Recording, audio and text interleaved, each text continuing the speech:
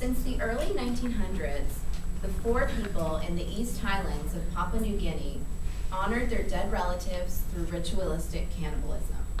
Out of respect, they cooked and consumed nearly every part of the deceased's body. Brain, internal organs, and bones that were baked, ground into powder, and mixed with vegetables. The women and children smeared their bodies with tissue, which dried and remained on their skin for weeks. In this way, the four ensured that their dead would live forever. In the 1920s, a mysterious and horrifying disease appeared among the four. The first symptoms of this disease were lack of coordination, staggering, and slurred speech. After a few months, victims would shiver uncontrollably and experience dramatic mood changes, from euphoria to indifference. They would then lapse into paralysis and die within a few months to a year. The four people called this disease Kuru, meaning to tremble with fear. By the 1950s, Kuru became a serious epidemic, killing 2,500 people. At that time, the disease baffled scientists. In the 1960s, we learned Kuru is a degenerative disease spread by eating the most infectious part of the human body, the brain. 40 years later, another strange disease surfaced halfway around the world. This time, cannibalism among cattle would be the cause. So I'm sure most of you have heard of mad cow disease, and even if you haven't, I'm sure all of you have concerns about the safety of your food. Mad cow disease is a terrifying disease we can all learn from. As a meat eater and once cow brain taster, I actually tasted cow brains in Italy, but I spit it out. Like, my relatives were, try it, and I actually put it in a napkin when no one was looking. I could not chew that thing. It was like, it was rubber. So tasting the brain, this disease, interests me and also scares me. I've been actually following the history of the disease since 1996, when the British government announced that it had infected humans. Although controversy surrounds mad cow disease even today, there are widely accepted theories involving its biology and epidemiology. Epidemiology comes from the word epidemic, and it's just the study of the causes and the spread of the disease. First, I want to talk about the biology of the disease. Okay.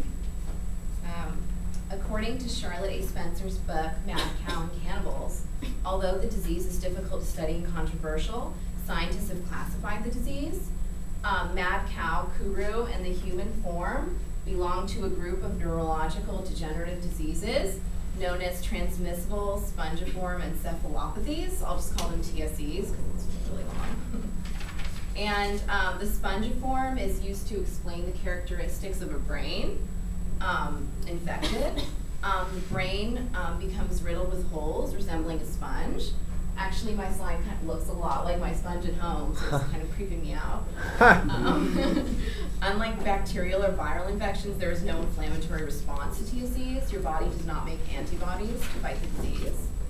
The human form of mad cow is called new variant Creutzfeldt-Jakob disease, and it first appeared in 1996.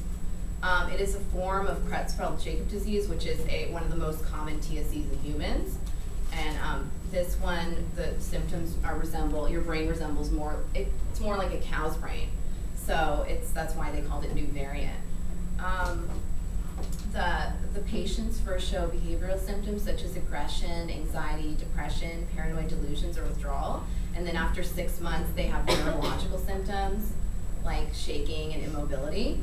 The diseases are difficult to study because they require injections of infected material into the brain, and you can only also make a firm diagnosis after the patient dies. So now that I've talked about the history and biology, I will now discuss the hypothesis regarding the cause of the disease. In the book by Jeffrey S. Becker called Mad Cow Disease, Are We Safe?, most scientists now accept the idea that TSEs are caused by protein molecules that convert normal proteins to abnormal ones. But this is still controversial. And this is a picture of So this is the normal folding pattern of the protein, and then the abnormal protein will actually somehow unfold the normal protein and make it abnormal and then spread throughout the brain. That theory was controversial because they didn't think an infectious agent could self-replicate and not contain any genetic material, but they have a lot of evidence supporting this theory. What I thought was interesting that the abnormal protein, it survives high temperatures, radiation. It's basically indestructible, and it can also leave the species barrier, which I thought was interesting. Now that I've talked about the theory behind the cause, I'd like to talk about the epidemiology. That's like the spread of the disease. When it first appeared in British cattle between 1984 and 1986, scientists weren't sure where it originated, but there's one most widely accepted theory about that, about how it was spread. And it's just a picture of a mad cow. We'll put him in the background. They believe that the cattle were infected by eating protein supplements containing ground up carcasses of sick animals. And in 1970, Britain changed their rendering procedure where they like grind up the carcasses. And they left out a step, and so all the cows got infected. It mirrors the epidemic, like the Kuru epidemic. So now that I've talked about the history, biology, and theories, I'm going to wrap things up.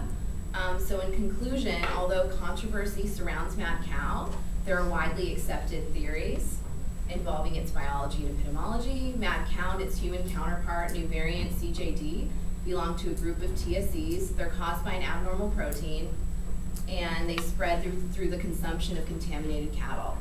On the Oprah Winfrey Show, April 15, 1996, she says, "But cows are herbivores. They shouldn't be eating other cows. It has just stopped me cold of eating another burger." Thank you. All right.